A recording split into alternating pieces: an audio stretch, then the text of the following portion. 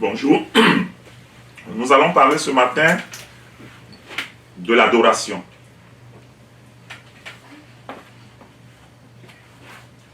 C'est un sujet que je voudrais qu'on aborde. Qu'est-ce que l'adoration du Seigneur? Vous savez que nous avons une habitude d'utiliser des mots, des concepts dont la profondeur et la réalité nous échappent. Et à cause de ça, nous sommes souvent à 10 000 lieues de ce que Dieu pense et ce que nous faisons. Donc je voudrais qu'on aborde ce point aujourd'hui, qu'est-ce que l'adoration? J'ai toujours en pensée ce que le pasteur Lemaire avait demandé la fois dernière. Il avait posé un ensemble de questions. J'ai travaillé sur ça cette semaine, mais je n'ai pas voulu enseigner ça parce que c'est parfois très délicat. Il y a parfois des personnes qui ne comprennent pas bien des choses qu'on enseigne. Parfois, le niveau peut être très élevé.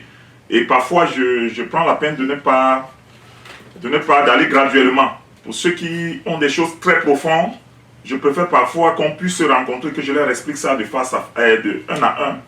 Et qu'ils comprennent ça de façon individuelle. Qu'est-ce que la vraie adoration de Dieu? Nous allons ouvrir nos Bibles dans Matthieu au chapitre 15, versets 1 à 7.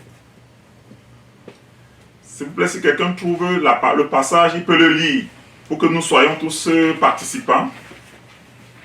Matthieu 15, Matthieu 15, versets 1 à 7. On va commencer par lui, et puis je vais donner l'autre passage.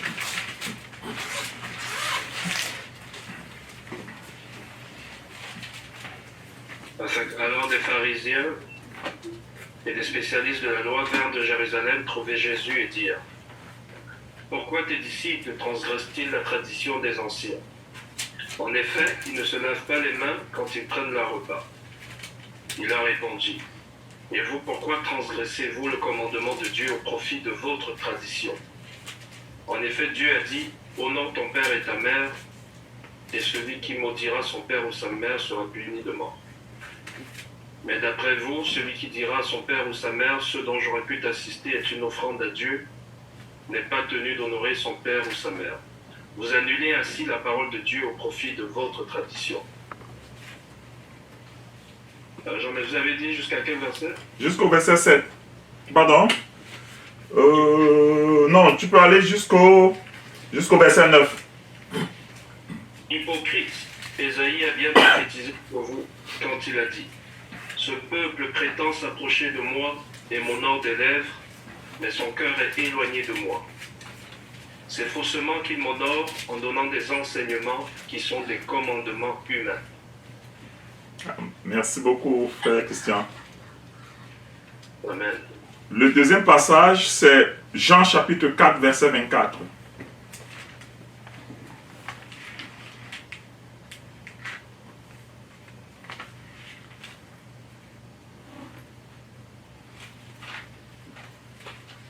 Dieu est esprit, et il faut que ceux qui l'adorent en esprit et en vérité.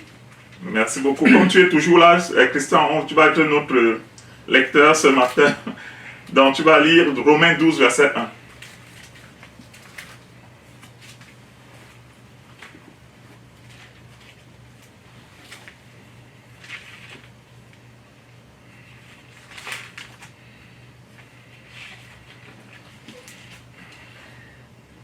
Je vous encourage donc, frères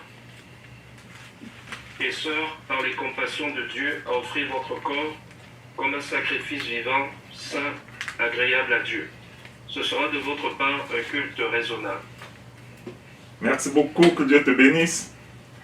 Et quand je parlais de vraie adoration, la vraie adoration du Seigneur, qu'est-ce que cela signifie?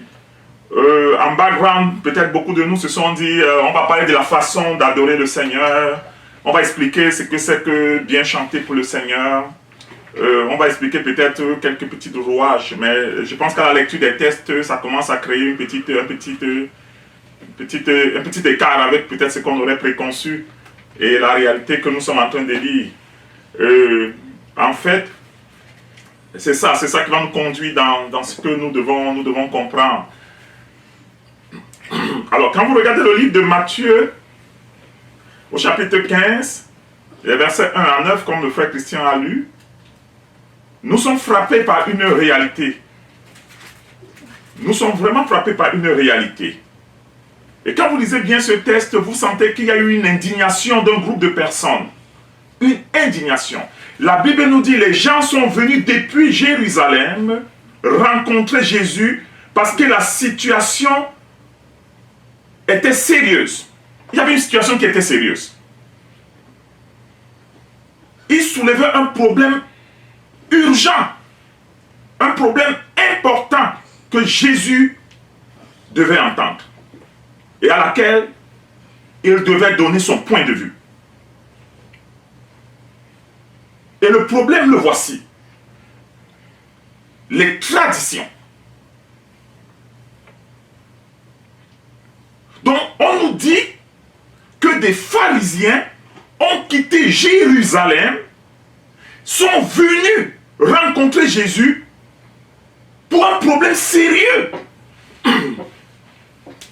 Les traditions religieuses que leurs anciens, ceux qui sont venus avant eux, avaient prescrit et que les disciples de Jésus ne respectaient pas. Je ne sais pas si vous pouvez imaginer, essayez de vous représenter la scène.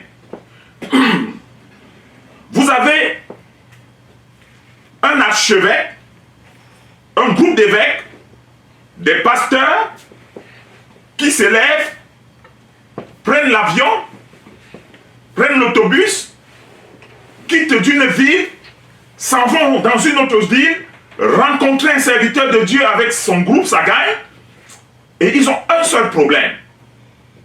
Non pas comment être sauvé, non pas comment faire pour comprendre la voix de Dieu. Pourquoi ceux qui te suivent ne respectent pas ce que nos anciens, les traditions, les façons de faire, les habitudes humaines, les choses qui nous conviennent, pourquoi ils ne respectent pas ce genre de choses?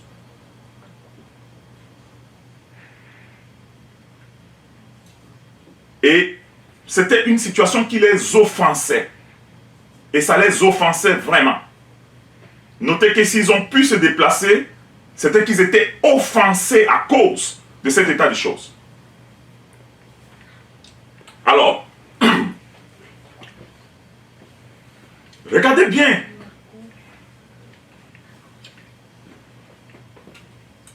Regardez le verset 3. La réponse de Jésus. Jésus leur répondit, « Et vous, pourquoi transgressez-vous le commandement de Dieu au profit de votre tradition ?» Je veux que vous notiez ici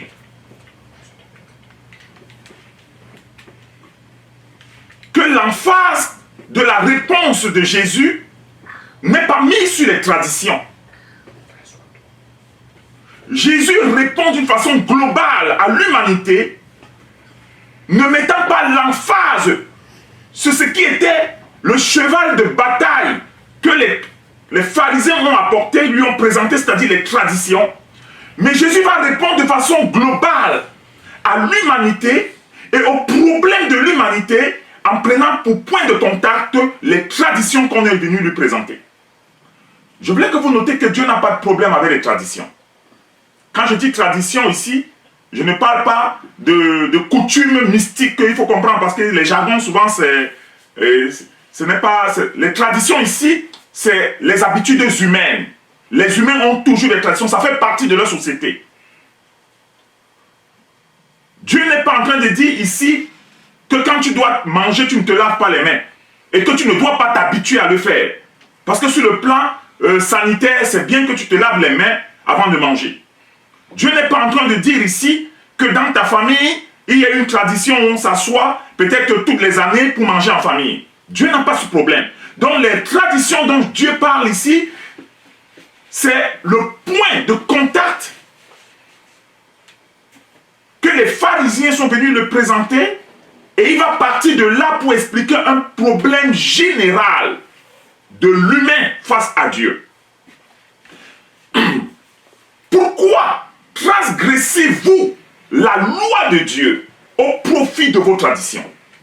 Alors, je vais vous expliquer ce que c'est qu'une tradition. Une tradition, loin d'être une habitude coutumière, une tradition est une façon de faire des choses à notre convenance. Une tradition est une façon de faire les choses qui nous plaisent. Une tradition est une façon de pouvoir fonctionner selon notre voie à nous. Et cette voie, nous voulons progressivement qu'elle devienne la norme. C'est ça dans le contexte de ce que Jésus est en train de dire. Je ne dis pas ça dans le contexte social. Il dit ici, pourquoi transgressez-vous? Le mot transgresser ici veut dire pourquoi méprisez-vous? Pourquoi remplacez-vous? Pourquoi tenez-vous avec plus d'importance ce que vous faites que ce que Dieu a dit de faire? Le mot transgresser ici, dans sa signification, telle que Jésus est en train de le communiquer, prend cette valeur. Nous avons développé l'habitude, en tant qu'humains, à vouloir prendre à rabais l'instruction de Dieu au détriment, au profit de notre façon de voir, de notre façon de faire, de notre façon de penser et de notre façon d'apprécier. Et cette façon de faire, c'est elle que Jésus est en train d'exposer. C'est elle que Jésus est en train de corriger. Pourquoi? Pourquoi Jésus est en train de relever ça? Nous désobéissons à la parole de Dieu pour obéir à des principes et aux règles humaines qui nous arrangent. Notez bien, je vais vous dire, Dieu n'était pas en train de... Ce n'était pas un conflit entre la religion et les traditions humaines. Non. Dieu dénonçait une attitude que les humains ont de désobéir frontalement à sa volonté pour faire ce qui leur plaît. Frontalement. Et ça devient récurrent. Ça devient une habitude. Il ne s'adresse pas seulement aux pharisiens. Mais les pharisiens, puisqu'ils ont pris l'audace, ils ont eu l'audace de venir le rencontrer et de lui soumettre ce problème, il va donc faire une leçon générale pour que nous puissions comprendre qu'est-ce qu'il est en train de dire. Beaucoup d'entre nous n'ont jamais eu un problème avec la parole de Dieu et les traditions des pharisiens. Donc il ne s'adresse pas. Le focus de Jésus n'est pas là-dessus. Beaucoup d'entre nous vont dire, je n'ai jamais eu de problème à laver ou à ne pas laver mes mains pour manger. Ce n'est pas là le problème. Pourquoi, lorsque nous lisons la parole de Dieu, nous décidons de faire une autre chose et cela devient une habitude? Et c'est ça la tradition. Pourquoi quand Dieu dit de faire une chose, nous préférons souvent faire ce qui nous plaît, ce qui nous arrange, ce qui nous convient, au lieu de faire ce que Dieu demande de faire? Si Dieu demande aux gens de se baptiser dans les eaux, pourquoi les gens vont toujours qu'on leur verse l'eau sur la tête? Pourtant qu'ils savent que ce n'est pas ce que Dieu demande. Pourquoi ils le font?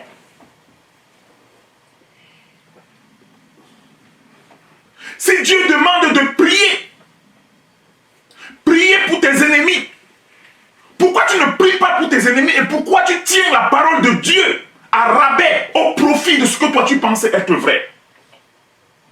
Pourquoi quand Dieu demande de t'humilier et de faire la paix avec tes ennemis, Pourquoi tu tiens toujours sur la raison, le fait que toi tu penses avoir raison, et tu le maintiens comme ça, de génération en génération, on le fait. C'est ça les traditions. Pourquoi? Pourquoi désobéissez-vous à la parole de Dieu au profit des choses que vous aimez faire, les choses qui vous plaisent, les choses qui vous arrangent, et vous le traînez de génération en génération. Vous le transmettez dans vos façons de faire, dans vos enseignements, dans votre comportement, à ceux qui sont après vous. Pourquoi vous le faites? Pourquoi nous tenons à rabais la parole de Dieu, l'instruction qui nous est donnée? Pourquoi? Et nous avons le toupet de venir rencontrer Jésus et de lui dire: pourquoi tes disciples ne se lavent-ils pas les mains lorsqu'ils mangent ce que nos anciens ont prescrit de faire? Le Seigneur dit: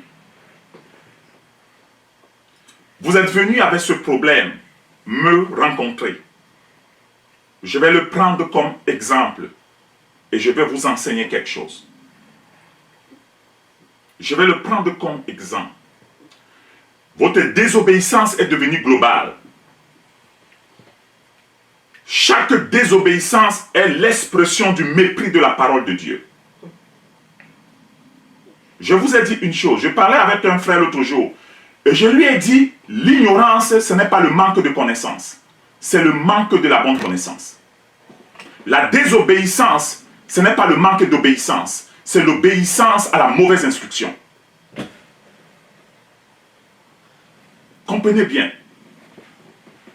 Il n'y a pas de zone grise dans l'humanité.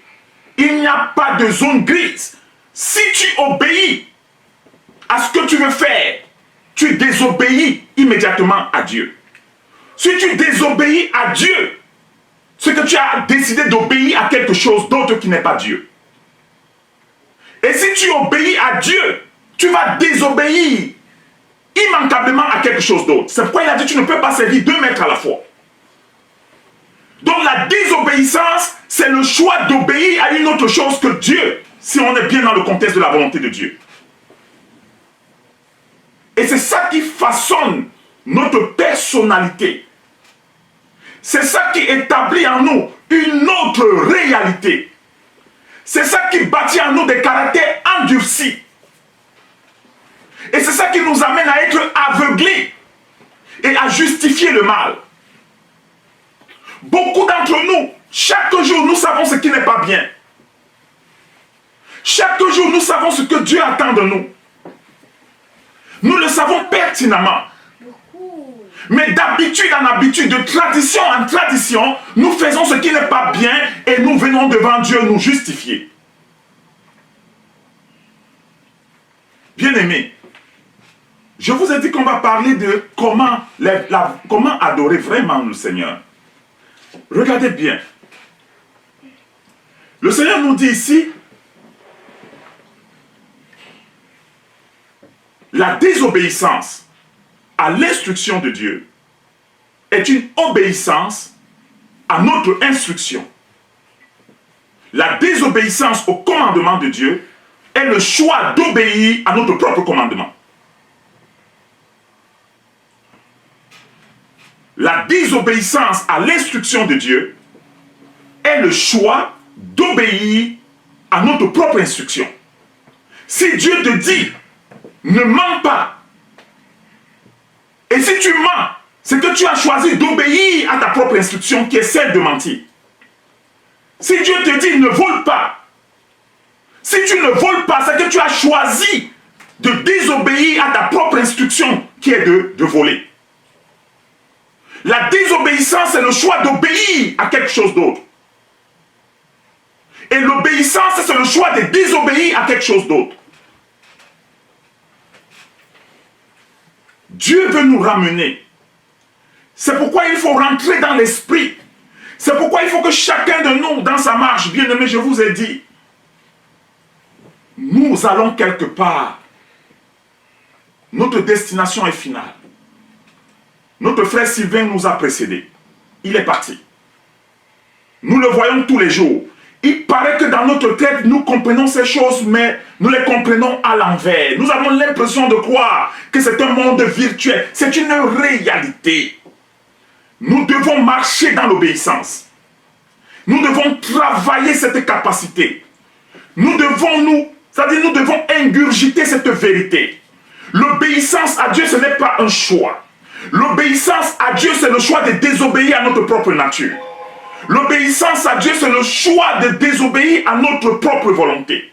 Nous devons travailler à obéir à Dieu. Si nous désobéissons à Dieu continuellement, ça devient une tradition. Ça devient une habitude. La tradition veut dire une façon de faire qui est continuelle. Une façon de faire qui est continuelle, qui devient continuelle, qui devient récurrente. Pourquoi choisissez-vous de mépriser la parole de Dieu? Dieu te dit de faire ceci, et toi tu décides comme non, je ne veux pas le faire, mais tu ne sais pas que tu es en train de décider. Moi je vais vous dire comment ça se passe. C'est que nous ne faisons pas ça de façon frontale. Les pharisiens ne le faisaient pas de façon frontale. Ils le faisaient de bonne volonté. Il faut noter ce qu'on appelle la bonne volonté innocente mais ignorante. La bonne volonté innocente mais ignorante nous amène à la mort. J'ai la bonne volonté de faire ce qui est bien. Je me fonde sur l'ignorance et je continue de faire ce qui est mauvais. Regardez l'exemple que Jésus va prendre. Il va prendre un exemple simple. Et vous allez comprendre. Dans cet exemple simple, il va dire, regardez le verset 4.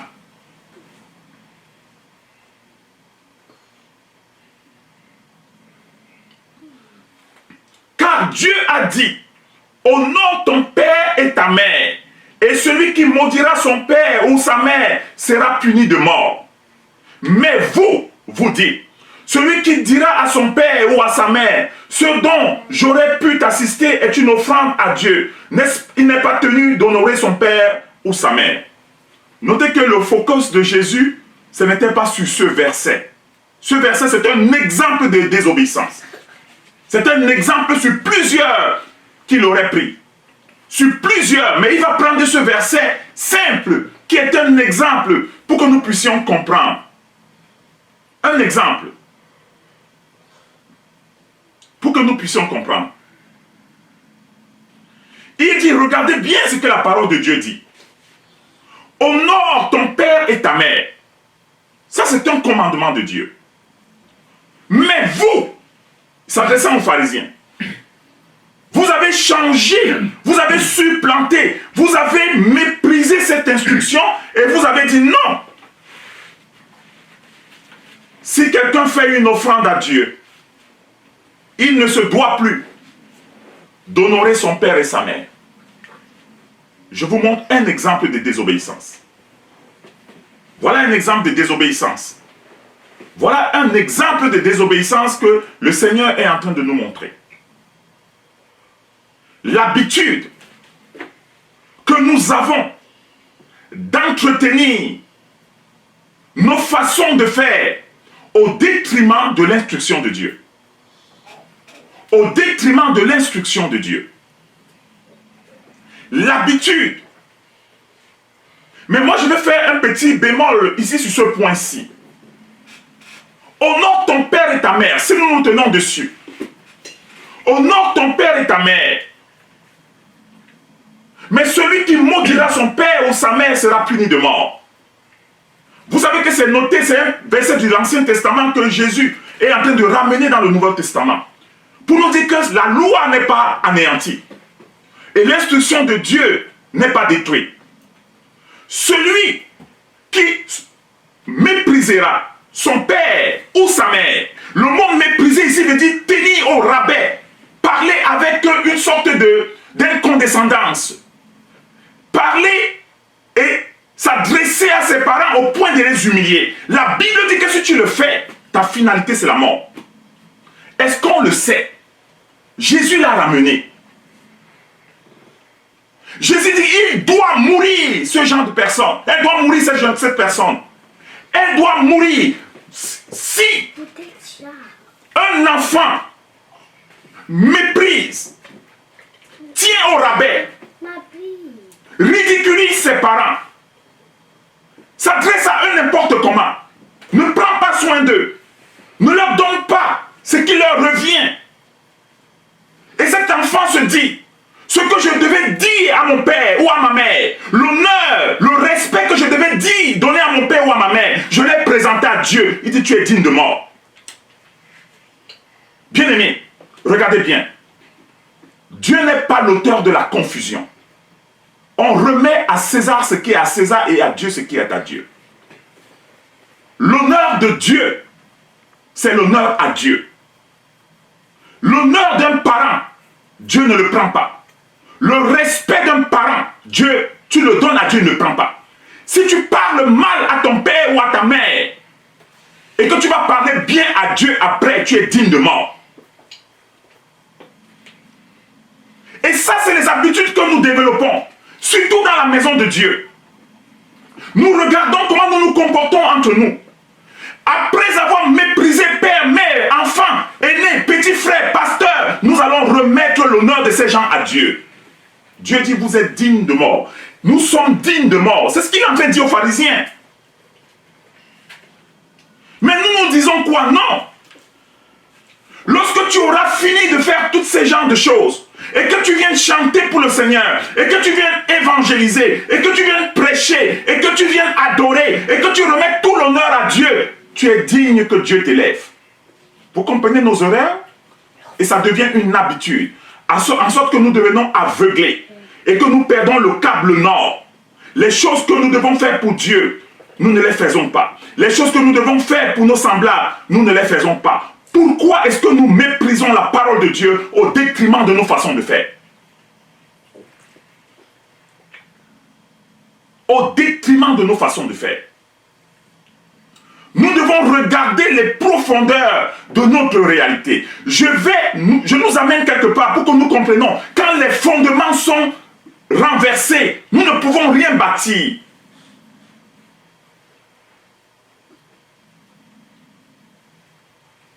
Quand les fondements sont renversés, nous ne pouvons rien bâtir. La vie d'un chrétien, ce n'est pas un ensemble de litanies, ce n'est pas un ensemble de je sais pas quoi, de cérémonial. La vie d'un chrétien est un sacrifice qu'il présente à Dieu. Et le sacrifice ultime qu'il présente à Dieu, c'est l'obéissance. C'est l'obéissance. C'est pourquoi tous ces passages, tout ce que Jésus est en train de nous dire ici, il nous ramène dans le chemin de l'obéissance. L'obéissance à tous égards. L'obéissance à la parole de Dieu. L'obéissance au commandement de Dieu. L'obéissance à l'instruction de Dieu. Nous ne pouvons pas continuellement faire ce que nous faisons et penser être avec Dieu continuellement. Il faut travailler, il faut rentrer de fond en comble, secouer notre façon de faire, rétablir les sentiers dans lesquels le Seigneur nous a appelés. L'obéissance vaut mieux que les sacrifices.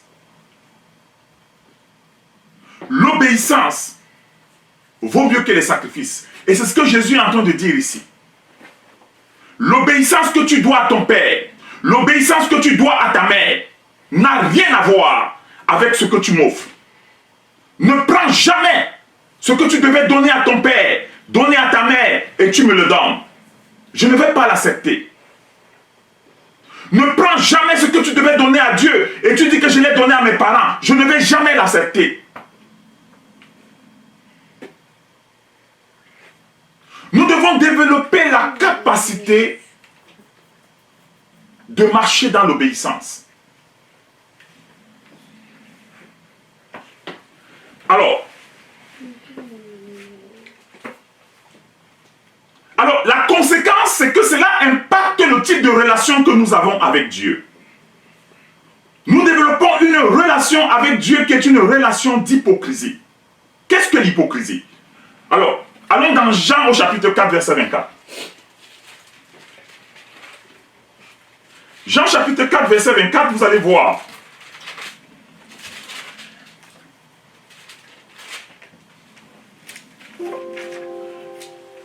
Mais moi le bac, excusez-moi le chercheur. Le chargeur, excusez-moi, ce n'est pas bien cherché. Ah, ok. Merci. C'était la batterie qui avait bougé. Le chargeur. Ok. Jean chapitre 4, verset 24. Regardez. Dieu est esprit. Et il faut que ceux qui l'adorent, l'adorent en esprit et en vérité. Dieu est esprit. Il faut que ceux qui l'adorent, l'adorent en esprit et en vérité. Alors, comprenez bien. Quand nous parlons d'adoration de Dieu, l'adoration de Dieu n'a rien à voir avec la mélodie. L'adoration de Dieu n'a rien à voir avec la chanson. L'adoration de Dieu n'a rien à voir avec une liturgie que nous levons à Dieu. Ça n'a rien à voir. Dieu est esprit.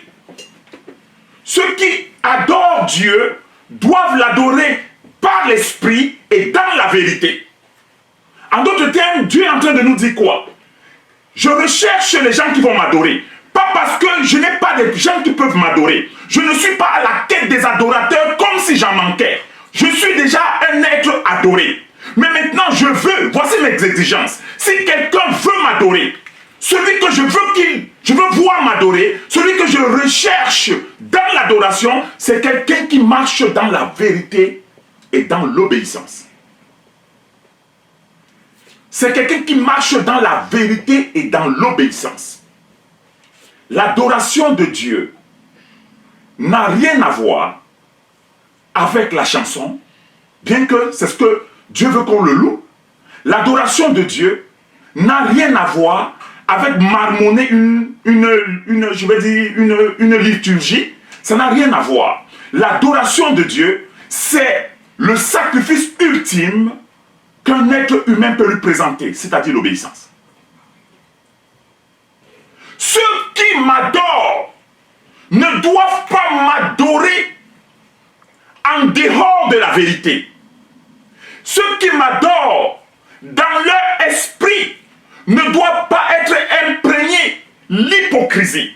Je ne veux pas que des personnes qui m'adorent soient des personnes qui font d'autres choses que ce que moi je leur demande de faire. Ceux qui adorent Dieu, ce ne sont pas des gens qui désobéissent à Dieu.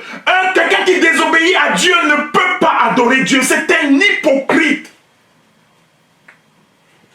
L'adoration de Dieu, dans l'adoration, il y a la présentation d'un parfum, la présentation d'un sacrifice. Nous adorons Dieu en lui présentant notre sacrifice, le sacrifice ultime qui est notre obéissance. Mais allons dans Romains au chapitre 12, c'est ce que vous allez voir. Romains chapitre 12. Je vous exhorte donc, frères, par les compassions de Dieu, à offrir vos corps comme un sacrifice vivant, saint, agréable à Dieu, ce qui sera de votre part un culte raisonnable. Regardez, le sacrifice que nous offrons à Dieu, c'est notre obéissance. Dieu n'est pas en train de dire ici, prends ton corps et va lui livrer ça à la mort. Non. Il n'est pas en train de dire, prends ton corps et va lui livrer à la mort. Le culte, l'adoration que nous présentons à Dieu, c'est l'obéissance qui est le point ultime de ce qui a amené Jésus-Christ à la croix. Il a obéi à son Père. Et parce qu'il a obéi à son Père, la vie de Jésus a été l'adoration ultime. L'obéissance de Jésus, c'est l'adoration ultime à son Père. C'est pourquoi il peut dire, par les compassions de Christ, par les compassions de Dieu, offrez votre corps comme un sacrifice ultime à Dieu. Le sacrifice ultime, c'est le sacrifice de notre volonté à se soumettre à la volonté de Dieu. Voilà la vraie adoration. Alors je ne peux pas mépriser mon Père. À midi et à 14 h, je me mets à genoux devant l'autel de Dieu. Je l'adore avec des litanies. C'est de l'hypocrisie. Je ne peux pas mépriser mon voisin à midi et à 17h, je me retrouve à l'église en levant les mains et pensant adorer Dieu. Je ne peux pas désobéir au commandement de Dieu et puis le lendemain, je me retrouve en train de lever mes mains, chantant à Dieu des bonnes mélodies. Je pense qu'il y a une erreur d'interprétation de qu'est-ce que Dieu nous demande. La plus grande adoration de Dieu, c'est l'expression de notre sacrifice ultime, notre volonté qui se soumet à sa volonté. Oh Dieu, que ma volonté ne soit pas faite, mais que ça soit la tienne. Il était à Gethsémane quand il le disait. Et quand il est quitté de Gethsémane, c'était pour la croix. Lorsqu'il avait fini de soumettre sa volonté à la volonté du Père, son adoration a été ultime. Cette adoration s'est achevée à la croix. Il a dit, Père, tout est accompli. Je t'ai adoré comme il fallait t'adorer. C'est pour ça que le Père recherche ceux qui vont l'adorer. Non pas avec des paroles, non pas avec des belles mélodies, non pas avec des beaux refrains, mais ceux qui vont l'adorer dans l'obéissance, dans la vérité et par leur esprit. Je vais terminer. Repartons dans Matthieu chapitre 7, que nous avons, le chapitre 15 que nous avons lu tantôt. Vous allez voir.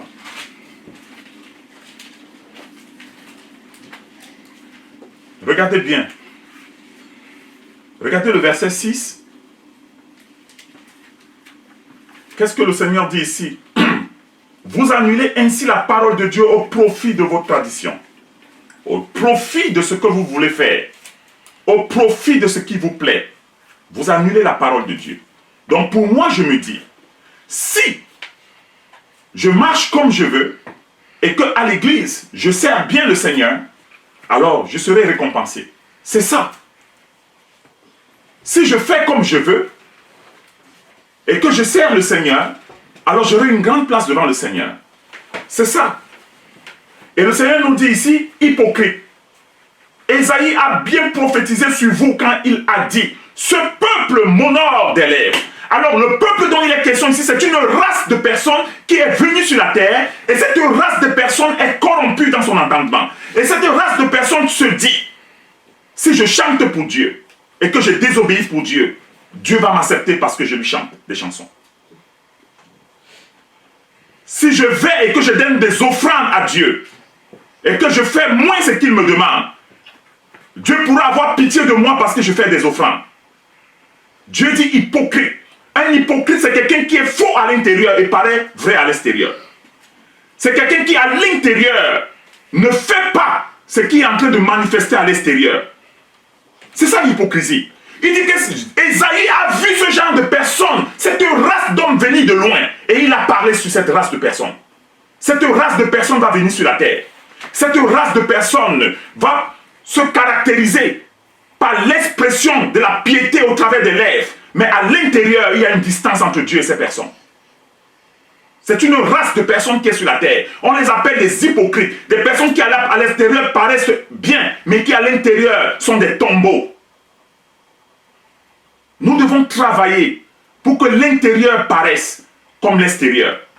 Nous devons développer la piété. Je vous ai dit que la piété, c'est un exercice. On pratique un exercice. On le met progressivement en marche. Donc la piété, ce n'est pas une génération spontanée. Si tu n'as pas appris à obéir à ton parent, commence à te soumettre. Si tu n'as pas appris à honorer ton père et ta mère, commence à le faire progressivement. Tu y parviendras. Si tu n'as pas appris à prier, commence à prier. Si tu n'as pas appris à lire la Bible, commence à lire la Bible. La piété est un exercice. Exerce-toi à la piété. Quand Jésus a vu ces gens, ces pharisiens, il a dit, mais c'est de vous et la race de personnes comme vous qui viendra jusqu'à ce que je revienne. Il y a une race de personnes sur la terre qu'on appelle des hypocrites qui approchent Dieu avec des lèvres, avec des, je sais pas quoi, avec toutes sortes d'apparences. Mais cette race de personnes-là, Dieu dit, elle est proche de moi en apparence, mais loin de moi dans la réalité. Regardez. Mais son cœur est éloigné de moi. Son cœur.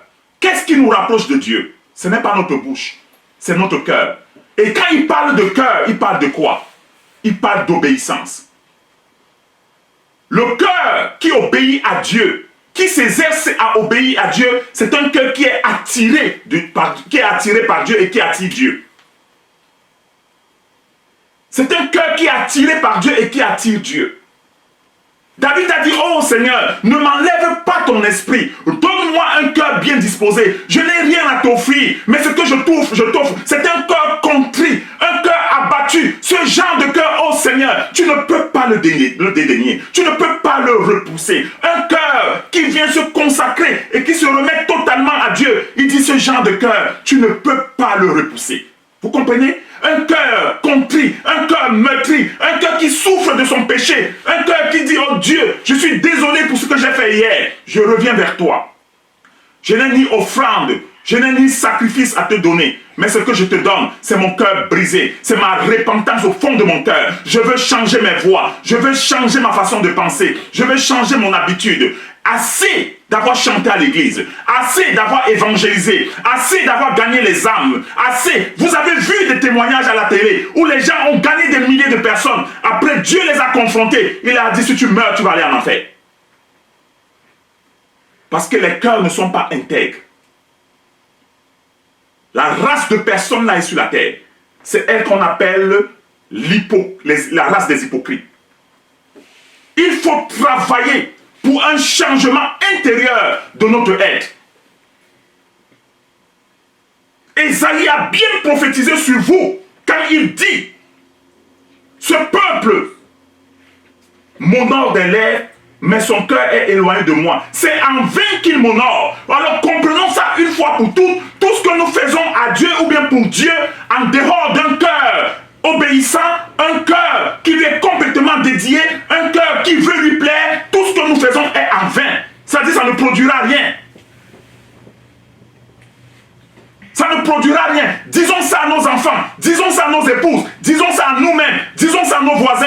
Tout ce que nous faisons pour Dieu, tout ce que nous faisons à Dieu, dont le cœur est loin et que nous n'avons pas un cœur obéissant. Si Dieu nous dit monte, tu ne montes pas. Descends, tu ne descends pas. Répands-toi, tu ne te répands pas. Et puis le lendemain, tu vas gagner des âmes. C'est en vain.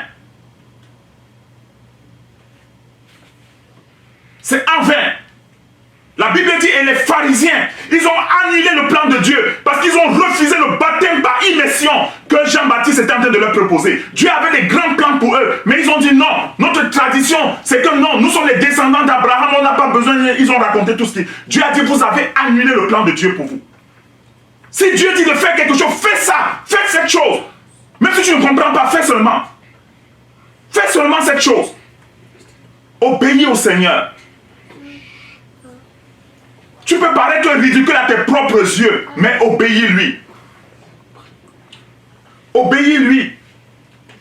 Obéissons au Seigneur. Travaillons. Ce n'est pas quelque chose de facile sur le plan humain. Mais la Bible dit que les commandements de Dieu ne sont pas difficiles. C'est pour ça que je nous encourage à développer une intimité avec le Saint-Esprit. Si tu ne développes pas une intimité avec le Saint-Esprit, il sera difficile de mettre en pratique la parole de Dieu. Il sera difficile. La parole de Dieu sera toujours pour nous comme une pierre qui veut nous écraser.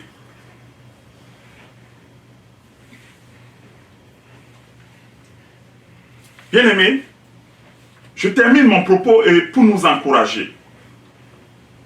Qu'est-ce que la vraie adoration de Dieu? Je recherche les vrais adorateurs. Je ne suis pas en train de dire que je manque des adorateurs. Je ne suis pas à la recherche effrénée des personnes comme si je n'étais pas adoré. Je suis déjà adoré. Mais ce que je recherche, c'est sur la base des conditions que je suis en train de mettre. J'ai plein de personnes qui m'adorent devant moi. Mais je ne vois personne. Rares sont ceux qui m'adorent avec un cœur désirant à m'obéir. Rares. Rare. Si donc l'adoration c'était juste des paroles, des belles mélodies, Dieu n'aurait pas dit la chose pareille, une chose pareille. Il n'aurait pas dit une telle chose. Si l'adoration c'était l'art de bien chanter aux oreilles de Dieu, il n'aurait pas dit une bonne chose, une telle chose, pardon. Dieu est en train de nous dire, L'adoration que je recherche, c'est un cœur obéissant. Un cœur qui veut faire ma volonté. Un tel cœur, ce que cette bouche va dire, je vais toujours recevoir avec beaucoup de gratitude les paroles qui sortent de la bouche d'un cœur qui m'obéit. Les paroles qui sortent de la bouche d'un cœur qui m'obéit, je ne vais jamais rejeter de telles paroles. Que le Seigneur nous aide, qu'il nous aide, qu'il nous accorde un esprit prompt à pouvoir faire ce qu'il nous demande. La justice de Dieu se résume à l'obéissance. Ceux qui obéissent à Dieu seront justifiés par lui. Souvenez-vous de ce que Jésus a dit à Jean-Baptiste lors de son baptême. Quand Jean-Baptiste ne voulait pas le baptiser, qu'est-ce qu'il a dit? Il dit, faisons tout ce qui est juste. Et on dit, et Jean-Baptiste ne lui résista plus. Il a fait ce que Dieu demandait. Que le Seigneur nous bénisse, qu'il nous accorde sa grâce. Nous allons prier.